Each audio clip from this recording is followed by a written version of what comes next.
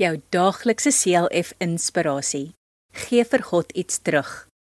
Toe het die woord van die Here weer deur die profeet Haggai gekom. Is dit nou die tyd vir julle om in pragtige huise te woon terwyl my huis in puin lê? Haggai 1 vers 3. Die Israeliete het baie swaar gekry, toe sterk volke teen hulle oorlog gemaak het. Uiteindelik is Jerusalem en ook hulle tempel waar hulle God aanbid het, afgebreek en verwoes, en die mense weggevoer. Toe die volk na Jerusalem teruggekom het, het hulle vir hulle self mooi huise gebou, maar vergeet om die tempel te herstel.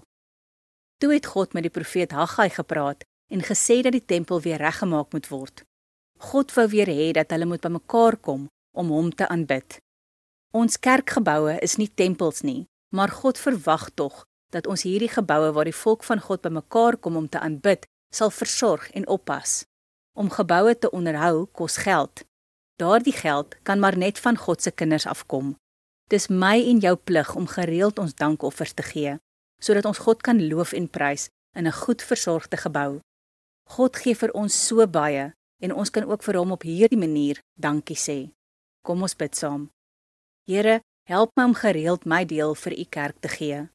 Dankie dat ek so baie van u ontvang. Amen.